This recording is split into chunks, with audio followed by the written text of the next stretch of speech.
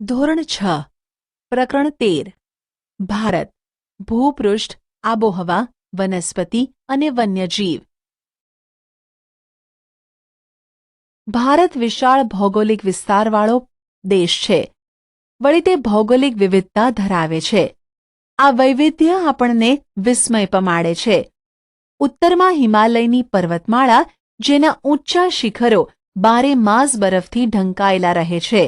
પૂર્વમાં બંગાળનો ઉપસાગર, પશ્ચિમે અરબ સાગર અને દક્ષિણમાં હિન્દ મહાસાગર આવેલા છે। ભારત લગભગ 32.8 લાખ ચોરસ કિલોમીટર ક્ષેત્રફળ ધરાવે છે। તેનો અંદાજિત વ્યાપ ઉત્તરમાં કાશ્મીરથી લઈને દક્ષિણમાં કન્યાકુમારી સુધી 3214 કિલોમીટર અને પૂર્વના અરુણાચલથી પશ્ચિમમાં ગુજરાતના કચ્છ સુધી 2933 કિલોમીટરમાં વિસ્તરેલો છે। લાંબા સમુદ્ર કિનારા, ઊંચી ઊંચી પર્વતમાળાઓ, દૂર દૂર સુધી ફેલાયેલા નદી મેદાનો, ઉબડ-ખાબડ ઉચ્ચપ્રદેશ અને કિનારાથી દૂર આવેલા ટાપુઓ જેવા વિવિધ ભૂમિ સ્વરૂપો અહીં જોવા મળે છે। આબોહવા અને વનસ્પતિ સાથે સંસ્કૃતિ અને ભાષાની વિવિધતા પણ આપણને ઉડીને આંખે વળગે છે। આપણા રિવાજો અને પરંપરાઓમાં ભિન્નતાઓ જોવા મળે છે અને આ વિવિધતા અને એક રાષ્ટ્રની ભાવના આપણને વિશ્વમાં એક વિશિષ્ટ ઓળખ અપાવે છે। ભારતના પ્રાકૃતિક વિભાગો, ફિઝિકલ ડિવિઝન ઓફ ઇન્ડિયા। ભારતના ભૂપૃષ્ઠની આધારે તેના પ્રાકૃતિક વિભાગો પાડવામાં આવ્યા છે। ઉત્તરમાં આવેલો મહદઅંશે હિમાલય સીમા રક્ષકનું કાર્ય કરે છે। તેની ઉત્તર દક્ષિણ ફેલાયેલી સમાંતર પર્વતમાળાને 3 ભાગમાં વહેંચવામાં આવે છે। તેની છેક ઉત્તરમાં મહાહિમાલય કે હિમાદ્રી પર્વતમાળામાં વિશ્વનું સૌથી ઊંચું શિખર માઉન્ટ એવરેસ્ટ આવેલું છે। ત્યારબાદ તેની દક્ષિણે મધ્ય હિમાલય કે હિમાચલ નામથી ઓળખાતી પર્વતમાળા આવેલી છે, જ્યાં દર્શનીય સ્થળો અને યાત્રાધામો આવેલા છે। તેની દક્ષિણે શિવાલિક કે લઘુ હિમાલય નામે ઓળખાતી પર્વતમાળા આવેલી છે। હિમાલયની દક્ષિણે ગંગા, સતલુજ, યમુના, બ્રહ્મપુત્ર અને તેની શાખા નદીઓએ ઠાલવેલા કાંપથી બનાવેલ વિશાળ મેદાન આવેલું છે। આ નદીઓથી બનેલા મેદાન સમતલ અને ખેતી માટે ફળદ્રુપ ઉપજાઉ જમીન ધરાવે છે। ત્યાં વધુ ખેત ઉત્પાદન થતું હોવાથી મેદાનોમાં ગીચ વસ્તી જોવા મળે છે। ભારતના પશ્ચિમ ભાગમાં ભારતીય મહામરુસ્થળ આવેલું છે। ત્યાં ગરમી વધારે તથા વરસાદનું પ્રમાણ નહિવત હોય છે। ક્યારેક તો સળંગ 3-4 વર્ષ સુધી વરસાદ થતો નથી। આ ક્ષેત્રમાં વનસ્પતિનું પ્રમાણ ખૂબ ઓછું જોવા મળે છે।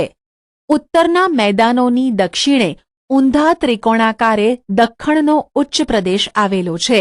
તેનું ભૂપૃષ્ઠ સમતલ નથી। તેના કેટલાક ભાગો ઊંચા તો કેટલાક ઓછી ઊંચાઈ ધરાવે છે। અહીં ઘણી પર્વતમાળાઓ અને પહાડી વિસ્તારો આવેલા છે, જેમાં દુનિયાની સૌથી પ્રાચીન પર્વતમાળા અરવલ્લી, જે આ ક્ષેત્રની ઉત્તર પશ્ચિમે આવેલી છે, તેની દક્ષિણ પૂર્વમાં વિંધ્યાચલ અને સાતપુડાની પર્વતમાળાઓ આવેલી છે। પૂર્વથી પશ્ચિમ તરફ વહીને અરબ સાગરને મળતી નર્મદા અને તાપી વિંધ્યાચલ અને સાતપુડાની પર્વત શ્રેણીમાંથી વહે છે। દક્ષિણના ઉચ્ચ પ્રદેશની પૂર્વ દિશામાં પૂર્વ ઘાટ અને પશ્ચિમ દિશામાં પશ્ચિમ ઘાટ આવેલો છે, જે પૈકી પશ્ચિમ ઘાટ સળંગ જ્યારે પૂર્વ ઘાટ તૂટક છે।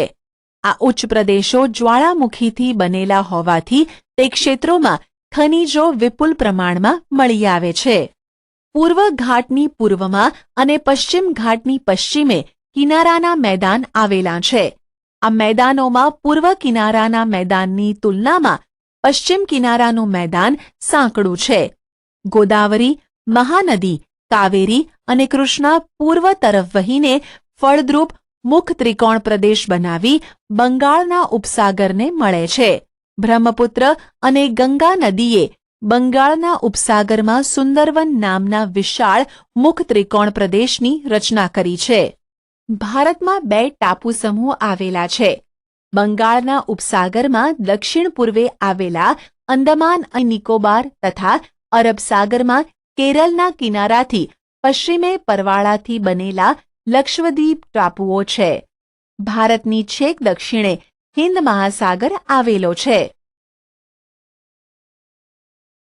પ્રવૃત્તિ: ભારતના રેખાંકિત નકશામાં નીચેની વિગતોની નકશા પૂર્તિ કરો. 1. ભારતીય મહામરુસ્થળ. 2. ગંગાનું મેદાન.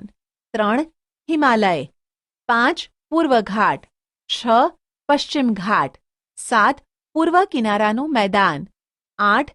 પશ્ચિમ કિનારાનું મેદાન. 9. અંદમાન નિકોબાર ટાપુઓ. 10. લક્ષદ્વીપ. 11. અરબ સાગર. 12. બંગાળનો ઉપસાગર. 13. હિન્દ મહાસાગર.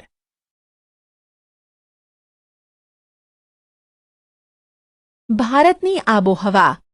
વાતાવરણમાં થતા રોજિંદા ફેરફારને હવામાન કહે છે અને કોઈ પણ સ્થળમાં હવામાનના તત્વોની આશરે 30 વર્ષની સરેરાશ પરિસ્થિતિને આબોહવા કહે છે.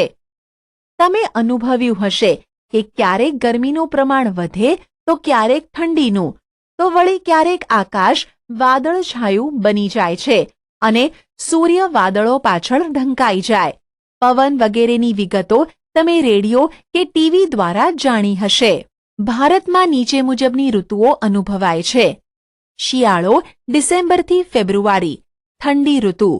ઉનાળો માર્ચથી મે, ગરમ ઋતુ. ચોમાસું જૂનથી સપ્ટેમ્બર, વર્ષા ઋતુ. પાછા ફરતા મોસમી પવનોની ઋતુ ઓક્ટોબરથી નવેમ્બર, શરદ ઋતુ, નિવર્તન ઋતુ. શિયાળો વિન્ટર. શિયાળો ઠંડીની ઋતુ છે. આ દિવસોમાં સૂર્યના કિરણો ત્રાંસા પડતા હોવાથી અને ક્યારેક હિમવર્ષા થવાથી ઉત્તરના મેદાનમાં અને હિમાલયના પર્વતીય પ્રદેશોમાં તાપમાન નીચું જાય છે. ગુજરાતના ઉત્તર ભાગમાં આવેલ વિસ્તારોમાં રાજ્યના બીજા વિસ્તારો કરતાં વધુ ઠંડી અનુભવાય છે. આ ઋતુમાં દિવસો ટૂંકા હોય છે. ઉનાળો સમર. ઉનાળો અકળાવનારી ગરમીની ઋતુ છે. આ દિવસોમાં સૂર્યના કિરણો લગભગ સીધા પડતા હોવાથી તાપમાન ઊંચું જાય છે. જો કે સમુદ્ર કિનારાના પ્રદેશોમાં ગરમીનું પ્રમાણ દેશના ખંડીય ભાગો કરતાં ઓછું રહે છે. બપોરે ગરમ સૂકા પવનો ફૂંકાય છે, જેને લૂ કહે છે. આ ઋતુ દરમિયાન ગુજરાતના ઉત્તર ભાગ અને રાજસ્થાનના પશ્ચિમ ભાગમાં વધુ ગરમી અનુભવાય છે. આ ઋતુમાં દિવસો શિયાળાની તુલનામાં લાંબા હોય છે. ચોમાસું મોન્સૂન. ચોમાસું વરસાદની ઋતુ છે. દક્ષિણ પશ્ચિમ નૈઋત્ય દિશામાંથી વાતા પવનો સમુદ્ર પરથી ફૂંકાતા હોવાથી તે ભેજવાળા હોય છે. આ પવનો વરસાદ લાવે છે. આ પવનોનો એક ફાંટો અરબ સાગર પરથી આગળ વધી કેરળ, મહારાષ્ટ્ર, ગુજરાત અને મધ્ય ભારત સુધી પહોંચે છે. જ્યારે બીજો ફાંટો બંગાળના ઉપસાગર, અંદમાન દ્વીપ સમૂહ, પૂર્વ ભારત થઈ ગંગાના મેદાનોમાં આગળ વધે છે. આ બંને ફાંટા આગળ જતાં એકબીજાને મળી પશ્ચિમ ઉત્તર પ્રદેશ, હરિયાણા, પંજાબ અને પૂર્વ રાજસ્થાન સુધી પહોંચી વરસાદ આપે છે. વરસાદના આગમનથી ખેડૂત વર્ગ ખેતીકામમાં પ્રવૃત્ત થઈ જાય છે. આ પવનોના માર્ગમાં પર્વતો આવે ત્યારે ત્યાં વધુ વરસાદ આવે છે. ગુજરાતમાં વરસાદની શરૂઆત જૂન મહિનાના બીજા કે ત્રીજા સપ્તાહથી શરૂ થઈ જુલાઈના પહેલા સપ્તાહ સુધીમાં તો આખા ગુજરાતમાં વર્ષા ઋતુનું આગમન થઈ જાય છે. ગુજરાતમાં આ પવનોના માર્ગમાં મોટા પર્વતો ન હોવાથી વરસાદનું પ્રમાણ ઓછું હોય છે. ભારતમાં મોટા ભાગની ખેતી વરસાદ આધારિત હોવાથી સારા ચોમાસાનો અર્થ ખેતીમાં મબલખ પાક એવો કરાય છે. આ ઋતુ ખેતી માટે ખૂબ અગત્યની ગણાય છે. સાચો જવાબ પસંદ કરી યોગ્ય જગ્યાએ ડ્રેગ એન્ડ ડ્રોપ કરો. પાછા ફરતા મોસમી પવનોની ઋતુ. આ ઋતુમાં પવનો જમીન પરથી સમુદ્ર તરફ વાય છે. આ પરિસ્થિતિ ચોમાસાથી તદ્દન વિપરીત જોવા મળે છે. ઉત્તર પૂર્વ ઈશાન દિશામાંથી જમીન પરથી વાતા હોવાથી સૂકા હોય છે, તેથી વરસાદ આપતા નથી. આ દિવસોમાં આકાશ વાદળો વિનાનું સ્વચ્છ જોવા મળે છે. તાપમાન ઠીક પ્રમાણમાં વધે છે અને તેની લોકોના આરોગ્ય પર વિપરીત અસર પડે છે. ઓક્ટોબર પૂરો થતાં તાપમાન ઘટવા માંડે છે અને નવેમ્બરથી વહેલી સવારે ઠંડી અનુભવાય છે. આ પવનો બંગાળના ઉપસાગર પરથી પસાર થતાં ભેજવાળા બને છે અને ભારતના પૂર્વ કિનારે આવેલ તમિલનાડુ અને આંધ્રપ્રદેશમાં તે આ દિવસોમાં વરસાદ આપે છે. ભારતની આબોહવામાં સ્પષ્ટ ઋતુભેદ અનુભવાય છે. તેની ખાસિયતને કારણે સામાન્ય રીતે મોસમી આબોહવા કહેવાય છે. વિચારીને કહો, જો 12 માસ એક સરખી ઋતુ હોય તો આપણા જીવન પર કેવી અસરો પડે તે નીચેની મુદ્દા ધ્યાન રાખી કહો. ખોરાક, પોશાક, ખેતી. વનસ્પતિ, જંગલોના પ્રકાર. Vegetation, types of forest. આપની ચોતરફ વિવિધ પ્રકારના ઝાડ છોડવા અને ઘાસ જોવા મળે છે. કેટલીક વનસ્પતિ સુંદર મજાના ફૂલોવાળી તો કેટલીક કાંટાળી હોય છે. અમુક વૃક્ષો ઘેઘોર ઘટાદાર તો અમુક નીચા અને પાંખા હોય છે. વનસ્પતિ એક પ્રદેશ કરતાં બીજા પ્રદેશમાં અલગ હોય છે. આ વિવિધતાનું કારણ આબોહવામાં રહેલી વિભિન્નતા છે. આ આબોહવાને આધારે જ વનસ્પતિના પ્રકાર પાડવામાં આવે છે. વરસાદનું પ્રમાણ વનસ્પતિની આ વિવિધતા સર્જન માટેનો મુખ્ય આધાર છે.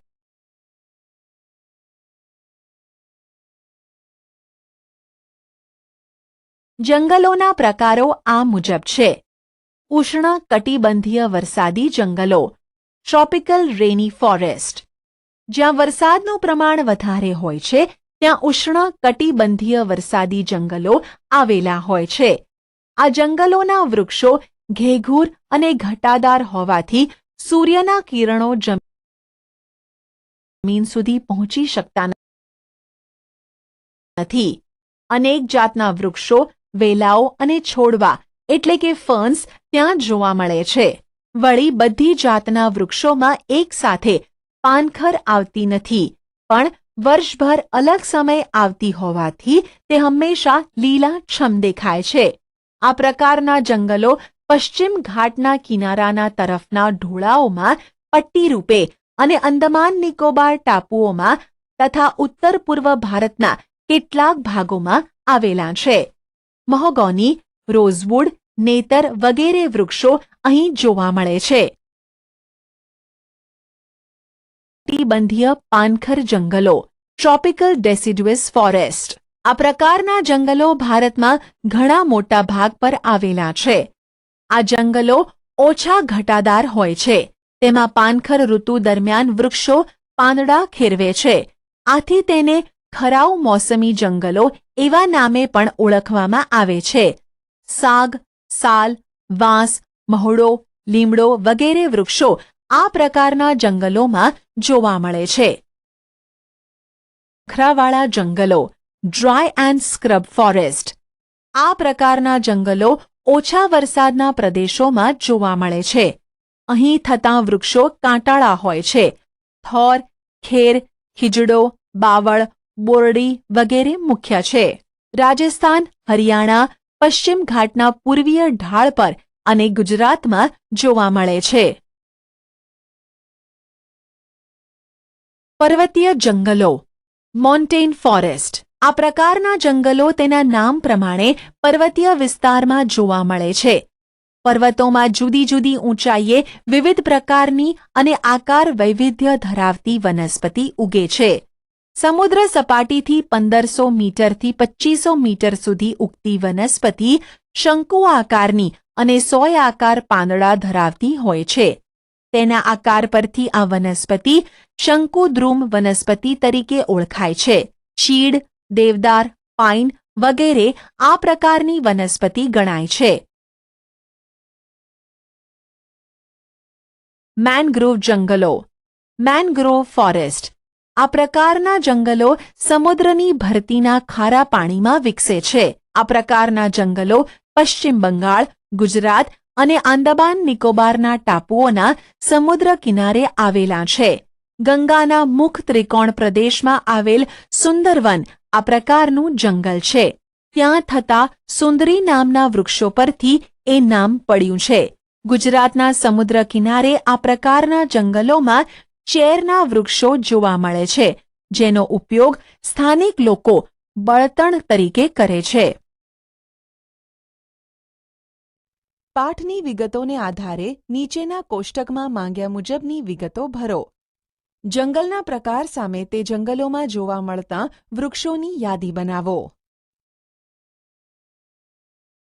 જંગલોનું મહત્વ. જંગલો આપણી ઘણી જરૂરિયાતો પૂરી પાડે છે. તેનાથી થનારા મુખ્ય ફાયદા કોષ્ટકની મદદથી જાણીએ. જંગલોના ફાયદા. પર્યાવરણીય ફાયદા. વાતાવરણ શુદ્ધ રાખે, વરસાદ લાવે, ધોવાણ અટકાવે, વન્યજીવોને કુદરતી આવાસ, ભૂમિગત જળ સંરક્ષણ. આર્થિક ફાયદા. બળતણ અને ઇમારતી લાકડું, ઔષધિઓ, ઉદ્યોગો માટે કાચો માલ, ઘાસચારો, લાખ, રાળ, ગુંદર જેવી જંગલ પેદાશો. પ્રવૃત્તિ. તમારી આજુબાજુ ઉગતા વૃક્ષોના ઔષધીય ઉપયોગ વિશે શિક્ષકની કે વડીલોની મદદથી જાણો. શાળાની કઈ ચીજો જંગલમાંથી મળતા કાચા માલમાંથી બનેલી છે તેની યાદી મિત્રોની સાથે ચર્ચા કરીને બનાવો. જંગલ વિનાશ નહીં રોકાય તો આવનાર પરિસ્થિતિ અને તેની અસરો વિશે વક્તૃત્વ સ્પર્ધાનું આયોજન અનુકૂળતાએ ગોઠવો. આપણા દેશના જંગલોમાં વિવિધ જાતના વન્યજીવો વસે છે, જેમાં સસ્તન વર્ગના પ્રાણીઓ, પક્ષીઓ, જળચરો, ઉભયજીવો, કીટકો, સરીસૃપો, કીડાઓનો સમાવેશ થાય છે. વાઘ આપણા દેશના વિવિધ ભાગોમાં જોવા મળે છે અને તે આપણું રાષ્ટ્રીય પ્રાણી છે. જંગલી બકરીઓ હિમાલય અને નીલગિરીના પર્વતોમાં, હાથી અને એકશિંગી ભારતીય ગેંડા અસમના જંગલોમાં મુક્ત રીતે વિહરતા જોઈ શકાય છે. કેરળ અને કર્ણાટક રાજ્યના જંગલો હાથીઓ માટે જાણીતા છે. કચ્છ, સુરેન્દ્રનગર અને પાટણના સૂકા ક્ષેત્રોમાં ઘુડખર જોવા મળે છે. એશિયાઈ સિંહો સમગ્ર વિશ્વમાં માત્ર ગુજરાતના ગીરના જંગલોમાં જોવા મળે છે. ભારતમાં પક્ષીની અનેક પ્રજાતિઓ જેવી કે સારસ, બતક, કોયલ, પોપટ, ઘોરાડ, ચીબરી, કાબર, સમડી, ગીધ, ગરુડ, ઘુવડ વગેરે વસે છે. મોર આપણું રાષ્ટ્રીય પક્ષી છે.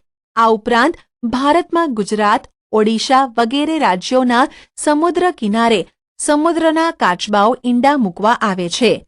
આપણે ત્યાં સાપની ઘણી પ્રજાતિઓ જોવા મળે છે. તે પૈકીની મોટા ભાગની પ્રજાતિઓ બિનઝેરી છે. આપણા દેશના જળાશયો અને જળ પલાવિત વિસ્તારોમાં દૂર દૂર આવેલા ઠંડા પ્રદેશોમાંથી પક્ષીઓ શિયાળામાં બચ્ચાં ઉછેરવા આવે છે.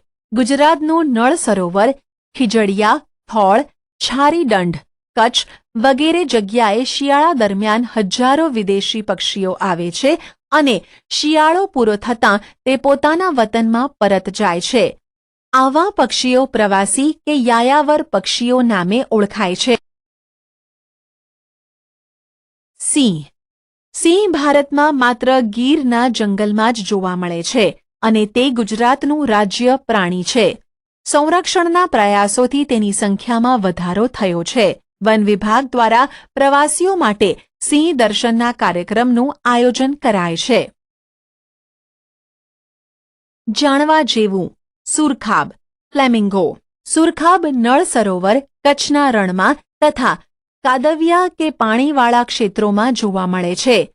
તે લાંબા પગ અને સફેદ ગુલાબી ઝાંયવાળું શરીર ધરાવે છે. ભારતમાં માત્ર કચ્છમાં જ તે માળા કરે છે. જમીન પર કિચડવાળી ક્ષારીય માટીમાં નાનો ગોળ ટીંબો બનાવી તેના મથાળે ખાડો કરી તેમાં ઈંડું મૂકે છે.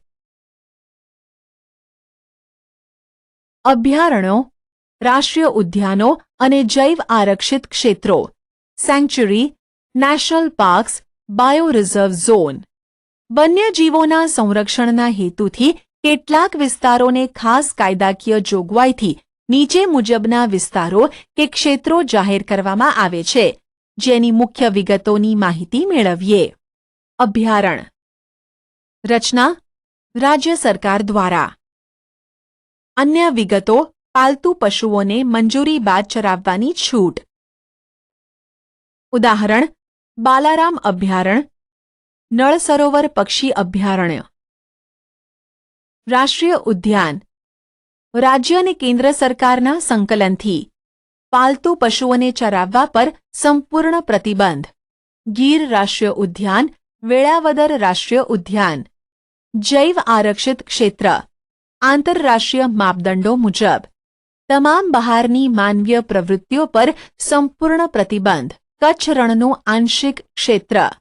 નીલગિરીનું ક્ષેત્ર દક્ષિણ ભારત. જંગલો અને વન્યજીવોની સુરક્ષા આપણા સૌની જવાબદારી છે. તેના સરકાર દ્વારા ઘડવામાં આવતા કાયદા અને મૂકવામાં આવતા પ્રતિબંધોનો અમલ કરવા આપણે સૌએ કટિબદ્ધ થવું પડશે. પ્રવૃત્તિ. શાળામાં વન વિભાગના અધિકારીને વક્તવ્ય માટે બોલાવી તમારા વિસ્તારની વનસ્પતિ અને વન્યજીવોની માહિતી જાણો.